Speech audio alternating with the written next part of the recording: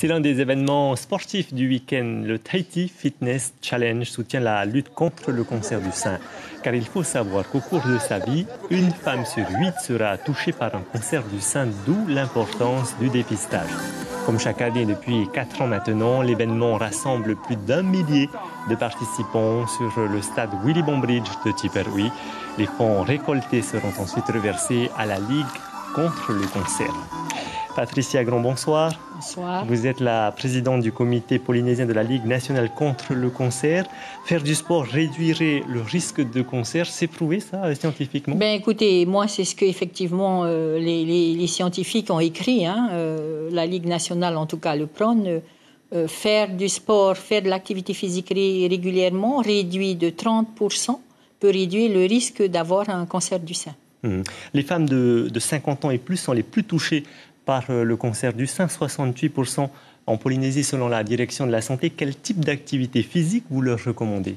Alors écoutez, et c'est vrai que pour le moment, il n'y a pas d'activité précise pour ces personnes-là, mais un projet est en place, là, qui va démarrer bientôt avec le docteur Kojan, justement pour une activité adaptée aux patients cancéreux, aux patients qui ont des problèmes cardiaques. Donc on va démarrer, mais c'est vrai que pour le moment, les femmes vont dans les salles pour celles qui ont l'habitude, qu'elles aient ou pas de cancer d'ailleurs, je vous dis honnêtement. La marche, c'est suffisant par exemple?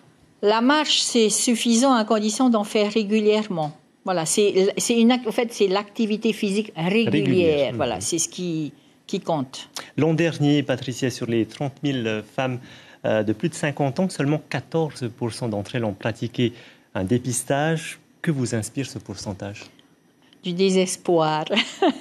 Non, je souris parce qu'effectivement, je trouve dommage que les femmes de plus de 50 ans, on en a effectivement 30 000 en Polynésie, vont très peu faire le dépistage puisque c'est vraiment un moyen pour elles de rester en vie. Évidemment, tout le monde n'aura pas le cancer du sein puisque seulement 130 femmes, mais il n'empêche que la mortalité pourrait être réduite si les femmes n'attendaient pas. On a encore en Polynésie, pas des centaines, c'est sûr, puisque nous n'avons que 130 cas, mais quelques femmes qui attendent d'avoir des cancers vraiment très gros, 10-15 cm, qui ressemblent à des choux-fleurs. Je le dis à chaque fois que je vais en réunion. Et c'est dommage parce qu'il est effectivement très, très, très difficile de les guérir. Comment l'expliquez-vous?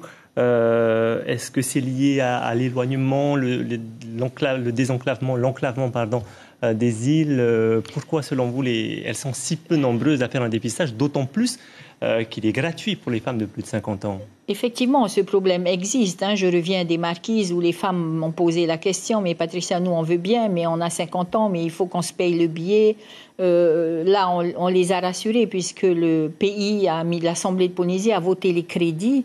Et normalement, l'année prochaine, il y aura un mammographe, ce qui va quand même permettre à ces femmes-là, en se rendant qu'à Taiohae, de faire leur mammographie.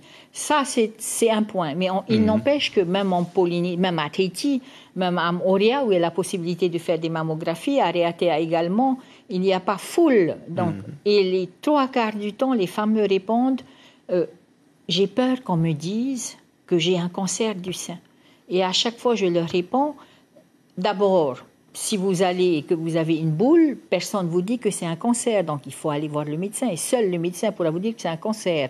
Donc, déjà, on a de l'angoisse en moins en y allant. Et la deuxième chose, c'est vrai que si on a un cancer, eh bien, il est là. Et donc, je leur dis, vous avez le droit d'avoir peur. C'est normal. Vous avez le droit de pleurer.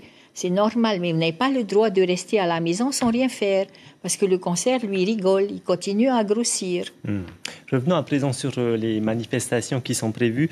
Il y en a d'autres qui vont suivre. Est-ce que vous pouvez nous les rappeler? Alors, 2 manifestations, enfin en tout cas 2 événements prévus. Le 22 octobre à l'hôpital, à partir de 9h30 jusqu'à 16h30.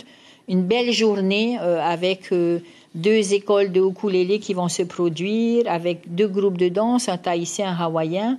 Un défilé avec des jeunes, puisque ça nous a vraiment, l'idée nous est venue, enfin en tout cas un professeur du collège professionnel de Fa'a'a a eu l'idée de mettre en scène des jeunes pour que justement leurs parents, leurs tatis, leurs mamies soient sensibilisés.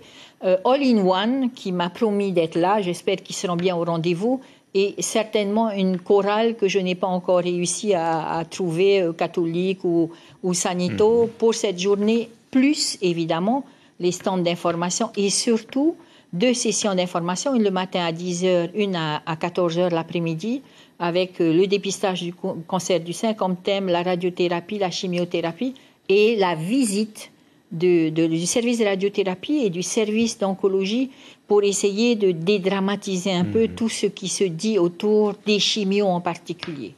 Patricia, grand merci d'avoir répondu à nos questions. Je rappelle que vous êtes la présidente du comité polynésien de la Ligue nationale de lutte contre le cancer. Merci.